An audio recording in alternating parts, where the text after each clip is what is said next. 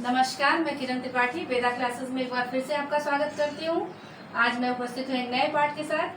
पाठ का नाम है अप्पू के साथ 2.5 साल। इसको लिखा है सत्यजीत राय ने। सत्यजीत राय के नाम से सभी लोग वाकिफ होंगे क्योंकि फिल्मी दुनिया के एक महान हस्ती थे और इन्होंने ही भारत को ऑस्कर प्राइज दिलाया था फिल्मों के क्षेत्र में। तो चलिए सबसे पहले हम पाठ में लेखक के बारे में संक्षिप्त में बताएंगे और उसके बाद हम लोग आप क्या कहते हैं पाठ की समरी जानेंगे। तो सत्यजीत राय जो जानी मानी हस्ती हैं और उन्होंने भारतीय जो फिल्में हैं उनको कला के जो नए आयाम हैं और नए सोपान हैं उनके लिए उन्होंने गढ़ा और अंतर्राष्ट्रीय ख्याति दिलाई। उनकी प्रसिद्ध फिल्म जो है पाथेर पंचाली उसको ऑस्कर प्राइज मिला था और ये भारत की पहली फिल्म थी जिसको अंतर्राष्ट्रीय स्तर पे इतनी ख्याति मिली, इतना नाम मिला, इतना सम्मान मिला। सत्यजीत राय का जन्म जो है 1921 में पश्चिम बंगाल के कोलकाता नामक क्षेत्र में हुआ था और ये बहुमुखी प्रतिभा के धनी थे। बहुत ज़्यादा इनके अंदर प्रतिभा थी और इनके ये प्रोड्यूसर थे, राइटर थे, डायरेक्टर थे, स्क्रिप्ट राइटर थे और म्यूज़िक अरेंजर थे। बहुत सारी प्रतिभाएं थी इनके अंदर और इन्होंने अपने कार्यों से सिद्ध कर दिया कि अगर आदमी आगे बढ़ना चाहे तो उसको कोई रोक नहीं सकता। अगर आपके अंदर दृढ़ संकल्प है तो आपको आगे बढ़ने से कोई नहीं रोक सकता। प्रबल इच्छा शक्ति है तो आपको आगे बढ़ने से कोई नहीं रोक सकता। इन्होंने बताया है कि विपरीत परिस्थितियों में भी व्यक्ति जो है संघर्ष करके अपने जो इरादे हैं उनमें कामयाब हो सकता है। कहा भी गया है कि उड़ान पंखों से नहीं होती है, हौसलों से होती है। तो इन्होंने ऐसा करके दिखाया भी। तो इस पाठ के माध्यम से हमें शिक्षा मिलती है कि हमें अगर हमारा कोई सपना है और हम कुछ बनना चाहते हैं, कुछ करना चाहते हैं, तो अगर हमारे अंदर पक्का इरादा है, दृढ़ संकल्प है और हमें पता है कि हमें वास्तव में क्या चाहिए और उसके लिए अगर हम जी जान लगा करके जुट जाए तो हमें उस चीज़ को पाने से कोई भी नहीं रोक सकता, भगवान भी नहीं रोक सकते। और कहा भी गया है कि जब कोई चीज़ आप पूरी शिद्दत के साथ चाहते हैं तो पूरी कायनात उसे मिलाने में लग जाती है। तो इनकी प्रमुख रचनाएं हैं, प्रमुख फिल्में हैं इनकी। क्या कहते हैं, पथेर पंचाली, अप्पू का संसार, महानगर, शतरंज के खिलाड़ी, गोपी गायन, बाका बायन और इंद्रजाल। बहुत सारी इनके फिल्में हैं जिससे इन्हें ख्याति मिली है। राइटर भी थे, खास करके जो जासूसी उपन्यास और कहानियाँ लिखने का इन्हें बड़ा शौक था। तो इनकी जो भाषा शैली थी वो बहुत सहज और सरल थी। अप्पू के साथ 2.5 साल जो इन्होंने लिखा है, इनका जो रचना है ये संस्मरण है। तो संस्मरण के बारे में आप लोगों को बता दें, संस्मरण वह रचना होती है जिसे स्मृति के आधार पर लिखा जाता है, फ्लैशबैक में जाकर के लिखा जाता है। यानी हम अगर आज की घटना को कल लिखते हैं तो वो संस्मरण हो जाएगा क्योंकि फ्लैशबैक में जाकर के उसको लिखा गया है। तो इन्होंने जो फिल्म बनाई थी पाथेर पंचाली, अप्पू उसका एक कैरेक्टर था, मेन कैरेक्टर था। तो इसी के बारे में, इसी नाम से यह पाठ हमारी पुस्तक में संकलित है। तो इनकी भाषा बहुत सहज और सरल थी, बोधगम्य थी। अब चूंकि फिल्मों के आधारित है, यह पाठ फिल्मों पर आधारित है तो उसमें कुछ टेक्निकल भाषा का भी इन्होंने प्रयोग किया है। जगह जगह पे हिंदी के शब्द हैं, इंग्लिश के भी शब्द हैं और चूंकि फिल्मों के जो पात्र हैं वो बंगाली हैं तो कहीं कहीं बंगाली शब्दों का भी प्रयोग हुआ है। फिल्म की शूटिंग भी बंगाल में हुई है, बंगाली पृष्ठभूमि पर यह फिल्म बनी है तो बंगाली के भी बहुत सारे शब्द हैं। और चलिए पाठ की समरी हम जानते हैं। तो इस पाठ के माध्यम से मैंने शुरुआत में ही कहा कि जब कोई भी पाठ हमारी पुस्तक में संकलित होता है तो उसके माध्यम से जो है हमें एक मैसेज देने का कोशिश किया जाता है, संदेश देने का कोशिश किया जाता है कि इससे हमारे बच्चे क्या सीखेंगे। तो इस पाठ के माध्यम से लेखक ने जो संघर्ष किया, उस संघर्ष के माध्यम से हमें बताने का प्रयास किया गया है कि अगर आप कुछ ठान लेते हैं, आप कुछ पाना चाहते हैं तो उसके लिए अगर आप जी जान से जुट जाएं तो वो इच्छित वस्तु आपको जरूर मिल सकती है। हाँ, परेशानियां आ सकती हैं, लेकिन वो परेशानियां आपके पक्के इरादे के सामने घुटने टेक देती हैं। तो लेखक ही ऐसे ही एक साधारण व्यक्ति है और एक फिल्म बनाना चाहता है। फिल्म का नाम है पतेर पंचाली और लेखक एक लोअर मिडिल क्लास फैमिली से बिलोंग करता है।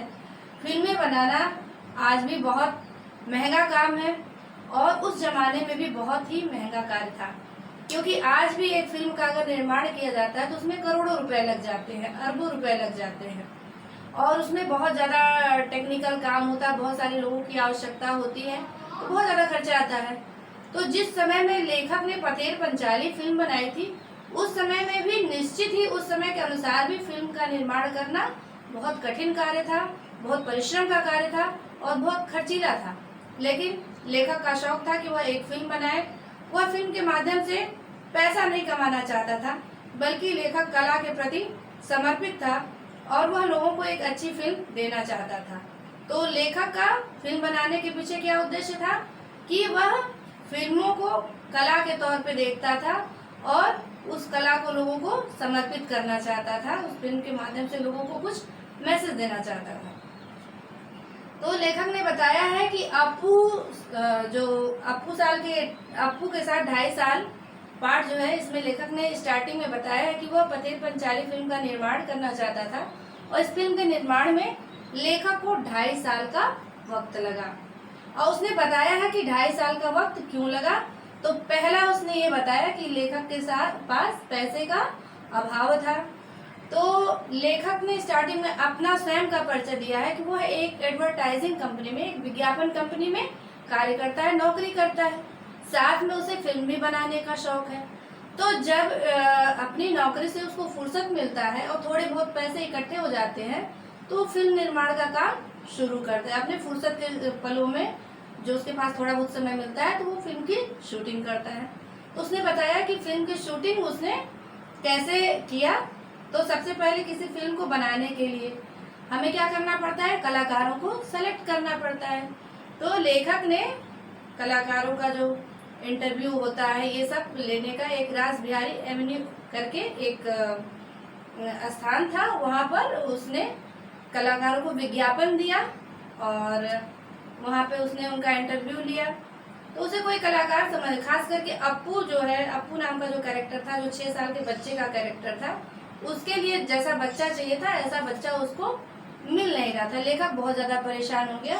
तो लेखक एक संस्मरण बताता है कि एक महाशय जो है एक छोटा सा बच्चा लेकर के आते हैं, उसके गले पर पीछे पाउडर लगा होता है। तो लेखक को थोड़ा सा शक होता है, उन सज्जन से पूछता है कि क्या आज ही आपने बच्चे के बाल कटवाए हैं? तो वे बताते हैं कि हाँ, आज ही मैंने बाल कटवाए हैं और ये मेरी बेटी है, इसका नाम टिया है। तो इस तरीके से लेखक ने बताया। लेकिन उन्होंने उस लड़की को अपनी फिल्म में नहीं लिया, बल्कि जो इन बच्चों का उन्होंने टेस्ट लिया। टेस्ट के बाद कोई भी बच्चा पास नहीं हुआ, किसी भी बच्चे को नहीं। बहुत परेशान हो गए कि अगर कोई बच्चा नहीं मिलेगा तो मैं फिल्म कैसे बनाऊंगा। तो लेखक की पत्नी ने ही लेखक को सुझाया। लेखक के पड़ोस में एक बच्चा था जो छत पे खेल रहा था। तो उसकी पत्नी ने सुझाया कि हमारे पड़ोस में एक बच्चा है सुबीर बनर्जी करके, उस बच्चे को बुलाइए, जरा देखिए कि क्या वो काम करने लायक है। लेखक बच्चे को बुलाता है और बुलाने के बाद बच्चे से बातचीत करता है, कुछ उसका इंटरव्यू वगैरह लेता है, टेस्ट लेता है। टेस्ट लेने के बाद बच्चा पास हो जाता है और फिल्म में उसे अप्पू का कैरेक्टर दे दिया जाता है। इस तरीके से अप्पू नामक कैरेक्टर लेखक को मिला, जो बड़ी मुश्किलों के बाद मिला। और लेखक बताता है कि फिल्म की शूटिंग करने के समय लेखक सबसे बड़ी दिक्कत ये थी कि फिल्म के जो कला, चूँकि 2.5 साल फिल्म को बनाने में लगा, तो कुछ ऐसे कैरेक्टर थे कि चूँकि लेखक के पास पैसे का अभाव था, ऐसे कैरेक्टर जैसे बच्चे अप्पू था, अप्पू की बहन दुर्गा थी, ये बच्चे थे और बच्चे बहुत तेजी से बढ़ते हैं। तो उसको डर था कि कहीं ये बच्चे 2.5 साल में बहुत ज़्यादा बड़े ना हो जाए और देखने में बुरे लगे। लेकिन लेखक की किस्मत अच्छी थी कि अप्पू और दुर्गा के कैरेक्टर निभाने वाले जो बच्चे थे वो आम बच्चों के मुकाबले उतने नहीं बढ़े जितने कि बच्चों की लंबाई बढ़ती है। लेखक ने बताया है कि एक दुर्गा ठाकुर उनकी भूमिका करने वाली एक महिला थी, वयोवृद्ध महिला, जिनका नाम था चुन्नी वाला। उनकी एज 80 साल की थी। तो लेखक बताता है कि वो 80 साल की थी और चूंकि वो अपनी सारी उम्र जी चुकी थी, कभी भी मर सकती थी। तो लेखक को डर लगा रहता था कि कहीं ये बीच में न मर जाए, लेकिन ईश्वर की कृपा रही कि चुन्नी वाला का देहांत नहीं हुआ। लेखक बताता है कि फिल्म के स्टार्टिंग में ही उसको थोड़ी सी परेशानी का सामना करना पड़ा। लेखक फिल्म की शूटिंग करने के लिए पालसिट नामक स्थान पर गया, जहाँ पे दृश्य कुछ ऐसा था कि अप्पू और दुर्गा फिल्म में दोनों भाई बहन बने हैं और उन्होंने अपने जीवन में कभी ट्रेन नहीं देखी है, वो पहली बार ट्रेन देखते हैं। तो वो जो जगह है वहाँ पे ढेर सारे कांच फूलों का बने, ढेर सारे कांच फूल है और दुर्गा वहाँ से जाते हुए ट्रेन देखती है, उधर से ट्रेन गुजरती है और अप्पू भी दौड़ते हुए दुर्गा के पास जाता है, वो भी जाती हुई ट्रेन को देखता है। तो फिल्म की शूटिंग करते करते शाम हो गई और आधा ही दृश्य फिल्माया गया, तब तक शाम हो गई और लेखक को पैकअप करना पड़ा, क्योंकि ये आउटडोर शूटिंग थी और रोशनी का अभाव हो रहा था। लेखक के पास पैसे भी नहीं थे कि वो कृत्रिम रोशनी करके उस दृश्य की वह शूटिंग कर सके। तो शूटिंग को टाल दिया गया और ऐसा हुआ कि अगले हफ्ते बाद फिल्म की शूटिंग होगी। जब लेखक ने थोड़े से पैसे इकट्ठे कर लिए, पैसे इकट्ठे करके जब वो पालसिट ग्राम में दोबारा पहुंचा 7 दिन के बाद, तो उस स्थान को पहचान ही नहीं पाया। क्यों पहचान नहीं पाया? कि उस स्थान पे जो कांच फूलों के बंद थे वो सारे फूल साफ हो चुके थे, मतलब कि उन फूलों को जानवरों ने चर लिया था। अब लेखक उस स्थान पे अगर शूटिंग करता तो फिल्म में जो कंटिन्यूटी थी वो कंटिन्यूटी नहीं बनती, नदारद हो जाती। तो लेखक ने क्या किया, उसने ये निर्णय लिया कि अब इस फिल्म की शूटिंग हम अगले साल इसी सीजन में करेंगे जब कांच फूल ढेर सारे खिल जाएंगे।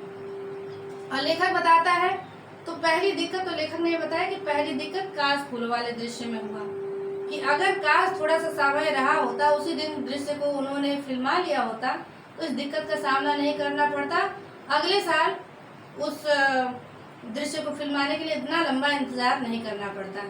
दूसरे दृश्य में लेखक बताता है कि उन्होंने किस प्रकार से उसी दृश्य में जो ट्रेन जाने वाला दृश्य था, उन्होंने बताया कि उन्होंने 3 ट्रेनों का इस्तेमाल किया है। लेकिन जब लोग फिल्म देखते हैं तो लोग फिल्म देखते समय नहीं जान पाते हैं कि उस स्थान पे 3 ट्रेनों का इस्तेमाल किया है। लेखक के यूनिट में एक व्यक्ति थे, वो स्टेशन पे चढ़ जाते थे और ट्रेन में बैठ जाते थे और जब कांच फूलों वाले स्थान पे वो ट्रेन गुजरती थी तो वहाँ ट्रेन के बॉयलर में क्या करते थे, वो कोयला डालते थे। कोयला डालने की वजह से ट्रेन से काला धुआं निकलता था। इस प्रकार से इस दृश्य को फिल्माने के लिए लेखक ने 3 ट्रेनों का इस्तेमाल किया है जो लोग जान नहीं पाते हैं। अब लेखक बताता है कि अगला जब वो शूटिंग करने के लिए वहां पहुंचे बोडाल गांव में, उन्होंने चुना बोडाल गांव में बहुत सारी चीज़ें अच्छी थी जो फिल्म की स्टोरी थी। तो स्टोरी के हिसाब से बोडाल गांव में स्कूल था, तालाब था, वहाँ पे क्या कहते हैं बाग बगीचे थे। तो जो मूल कथा थी, मूल कथा के आधार पे बोडाल गांव में वो सारी चीज़ें थी। तो लेखक ने बोडाल गांव को चुना। तो वहाँ पे लेखक ने बताया है कि किस प्रकार से उसे दिक्कत का सामना, एक भूलो नाम का कुत्ता था, स्टोरी में भूलो नाम के कुत्ते का जिक्र है। तो वहाँ पे दृश्य कुछ ऐसा है कि अप्पू छोटा बच्चा तीर धनुष खेल रहा है और उसकी माँ उसको खाना खिला रही है और अपनी माँ की तरफ पीठ करके बैठा है और वो धनुष से खेल रहा है। दृश्य देख करके ऐसा लग रहा है कि माँ उसको जबरदस्ती खाना खिला रही है और बच्चे का खाना खाने में मन नहीं। आमतौर पे घर पे भी ऐसा देखा जाता है कि बच्चे मन से खाना नहीं खाते हैं और माँ उन्हें ऐसे ही किसी तरीके से बहला फुसला करके खाना खिलाती हैं। फिल्म की शूटिंग करने में लेखक ने छोटी छोटी बारीक बारीक चीज़ों का ध्यान दिया है कि बच्चे का खाने में मन नहीं है, वो खेल रहा है, उसकी माँ जबरदस्ती उसको खिला रही है, इतना किसके ध्यान में आता है? तो अप्पू की माँ उसको खाना खिला रही है, वो तीर धनुष खेल रहा है और तीर छोड़ देता है अप्पू और वो लेने जाता है। तो उसकी माँ जो वहाँ पे उसका एक भूलो नाम का कुत्ता बैठा हुआ है, तो अप्पू की माँ को ऐसा लगता है कि वो अब खाना नहीं खाएगा, बगल के गमले में वो खाना जूठा जो चावल है वो डाल देती है। तो दृश्य में कुछ ऐसा है कि जब उसकी माँ गमले में खाना डालती है तो भूलो नाम का कुत्ता जो है उठ करके खड़ा हो जाता है और कुछ ऐसा वो चेहरा बनाने लगता है कि वो अभी जो चावल है, पके हुए चावल है, उसको वह खाएगा। तो ये दृश्य फिल्माते फिल्माते शाम हो गई और रोशनी की कमी की वजह से लेखक उस फिल्म को नहीं फिल्मा पाया, उस दृश्य को नहीं फिल्मा पाया और उसके पैसे भी खत्म हो गए। तो वो वापस शहर आ गया और उसने कुछ पैसे वैसे कमाए। जब पैसे इकट्ठे हो गए और जब दोबारा वो पोडाल गांव में पहुंचता है तो पता वहां पर जाने के बाद पता चलता है कि भूलो नाम का जो कुत्ता था वो कुत्ता मर गया। अब लेखक बहुत परेशान होता है कि दृश्य में कुछ ऐसा है कि अप्पू खाना नहीं खा रहा है, कुत्ता वहां पे खड़ा है, खाने को ललचाए हुए नजर से देख रहा है और बचा हुआ खाना खाता है। तो अब चूंकि फिल्म में वो कुत्ता आ भी गया तो वैसा ही कुत्ता उसको चाहिए। बहुत मुश्किल के बाद गांव से एक ऐसा ही कुत्ता आता है और वह बचे हुए चावल को खाता है। इस दृश्य को इस तरीके से वह फिल्माता है। लेखक बताता है कि एक दृश्य कुछ ऐसा है फिल्म में, एक मिठाई वाले का कैरेक्टर है जो गांव में मिठाई बेचता है। तो वो कलाकार भी फिल्म की शूटिंग के समय ही बीच में मर गए, तो लेखक को उनके लिए भी बहुत परेशान होना पड़ा। दृश्य कुछ ऐसा है फिल्म में कि मिठाई वाला गांव में मिठाई बेचता है और अप्पू और उसकी बहन दुर्गा उसको घेर करके दोनों ललचाई हुई नजरों से मिठाई को देखते। आम तौर पे आज भी गांव के बहुत बच्चे बहुत भोले भाले होते हैं। गांव में कोई फेरी वाला जाता है तो उसको घेर करके देखते हैं और जहां जहां जाते हैं पीछे पीछे उनके जाते हैं। देखिए लेखक ने कितना सुंदर दृश्य फिल्माया है, बच्चों की मानसिकता का, मनोदशा का कितना सुंदर वर्णन किया। बच्चे कितने भोले भाले होते हैं। तो अप्पू और दुर्गा के पास पैसा नहीं है और मिठाई वाला मिठाई बेच रहा है और बच्चे खड़े होकर के उसको देख रहे हैं। मिठाई वाला पूछता है कि आपको मिठाई चाहिए क्या, तो उन लोग कहते हैं कि नहीं। तो मिठाई वाला वहां से जाने लगता है। अब अप्पू और दुर्गा ये सोचते हैं कि मिठाई वाला जरूर गांव के जो अमीर और संभ्रांति व्यक्ति हैं मुखर्जी के घर जरूर मिठाई बेचने जाएगा। तो अप्पू दुर्गा उसके साथ साथ जाने लगते हैं। क्यों जाने लगते हैं कि जब मुखर्जी मिठाई खरीदेंगे तो ये दोनों खड़ा होकर के देखेंगे। आमतौर पे गांव में भी आज भी कुछ बच्चे भोले भाले मासूम होते हैं, ऐसा करते हैं। तो इसके बाद लेखक ने पैकअप कर दिया और जब दोबारा पैसे की कमी थी, पैसे की कमी की वजह से कुछ दिन शूटिंग जो है रुक गई।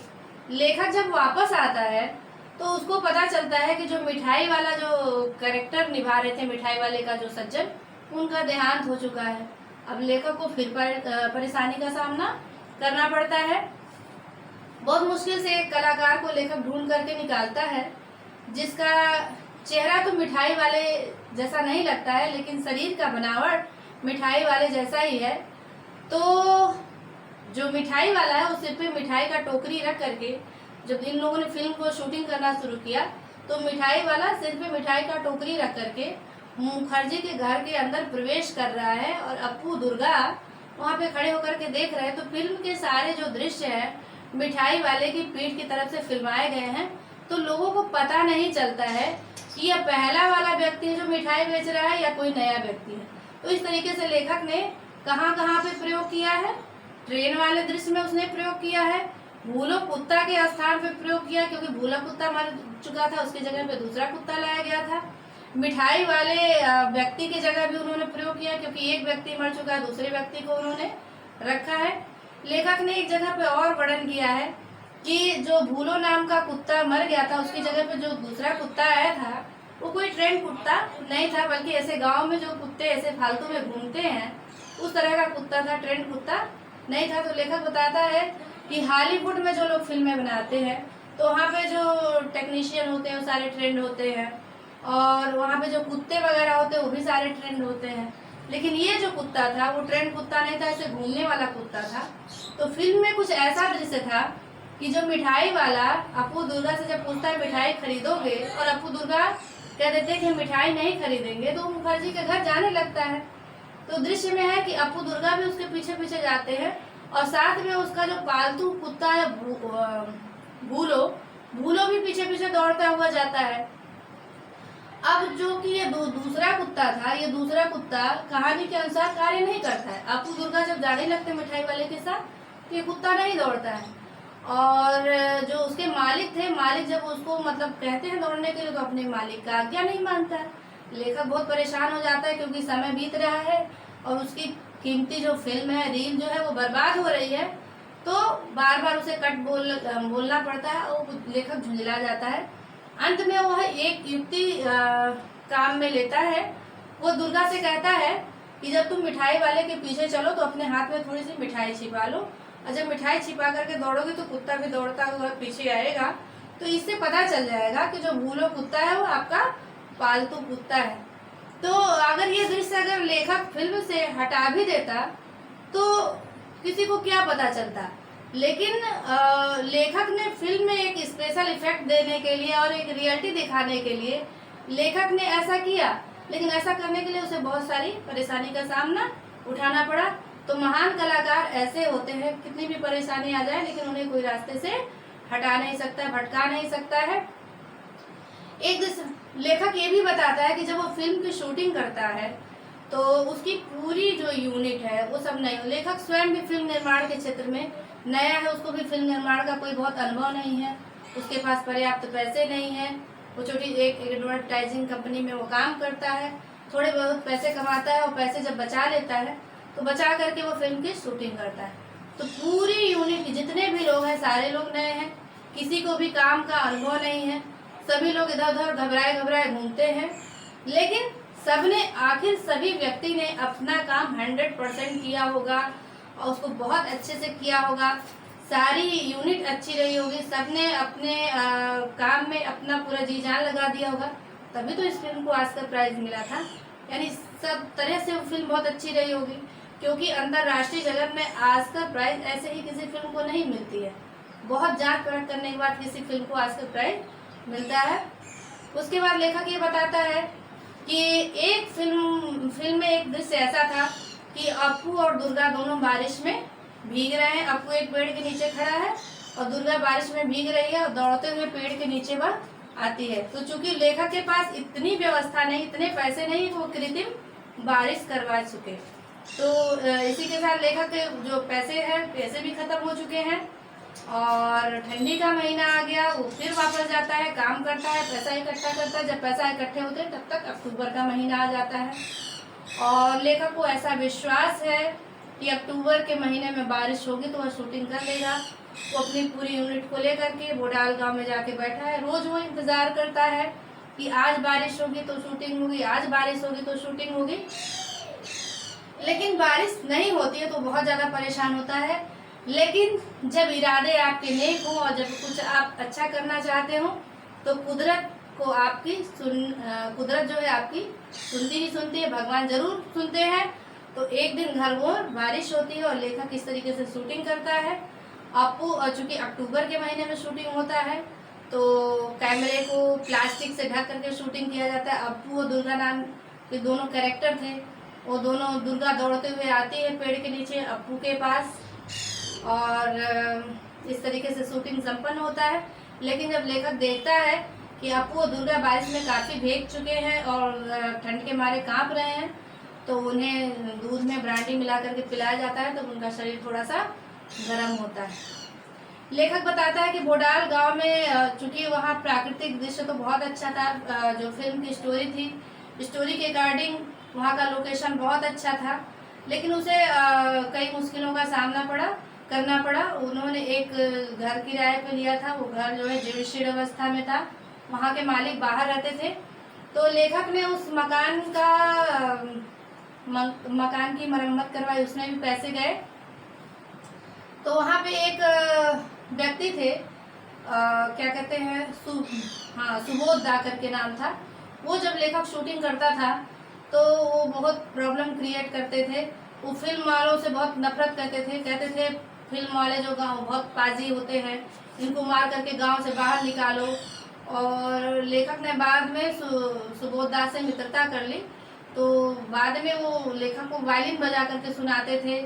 वो रूजवेल्ट और चर्चिल और अब्दुल गफ्फार खान, इन सबको पाजी कहते थे। और जो है जब कोई उधर से गुजरता था तो कहते थे कि वो देखो रूजवेल्ट जा रहा है, वो देखो चर्चिल जा रहा है, वो देखो अब्दुल गफ्फार खान जा रहे हैं। वो थोड़े से लेखक को पता करने पर बाद में पता चला कि ये थोड़े से मनोरोगी हैं, इनको थोड़ा सा मानसिक विकार है।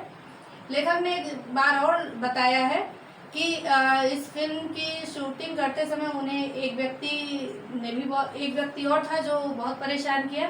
वो धोबी था जो पड़ोस में रहता था, तो वो भी थोड़ा सा मानसिक रोगी था, तो पागल था। और वो जब लेखक शूटिंग करता था तो उस समय वो जोर जोर से चिल्लाने लगता था, रात को भी चिल्लाता था। लेखक कहता जब हम लोग शूटिंग नहीं करते थे, जब वो चिल्लाता था तब तो हमें कोई आपत्ति नहीं थी, लेकिन जब हम शूटिंग करते थे तो शूटिंग करते समय जब वो धोबी चिल्लाता था तो बहुत दिक्कत होती थी, क्योंकि इससे हमारे साउंड पे इफेक्ट पड़ता था और बड़ी दिक्कत होती थी, हम शूटिंग नहीं कर पाते थे। तो बाद में धोबी के परिवार वालों से बात करने पर समझा बुझा करके उन्होंने किसी तरीके से धोबी को शांत किया, तब लेखक शूटिंग कर पाया। एक संस्मरण और लेखक बताता है कि जहाँ पे ये शूटिंग कर रहे थे तो उनके जो टेक्नीशियन थे वो एक कमरे में बैठ करके वो थोड़ा सा साउंड रिकॉर्डिंग का काम करते थे। तो जब ये लोग शूटिंग कर लेते थे तो आवाज़ दे करके एक दूसरे से बात करते थे, लेकिन जो इनके टेक्नीशियन थे उनसे बात नहीं हो पाती थी।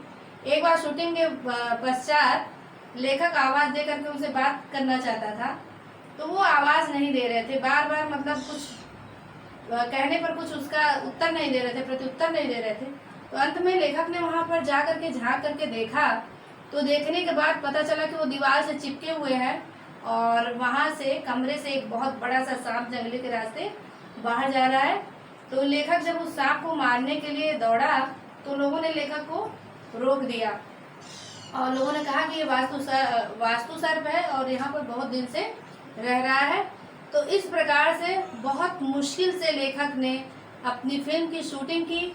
तो इस पाठ से हमें यही सीख सकेंगे कि अगर आपके हौसले बुलंद हो, आपका इरादा पक्का हो, तो आपको आपके लक्ष्य से कोई भटका नहीं सकता। अगर आपको आपके लक्ष्य से कोई भटका सकता है तो वो स्वयं आप है।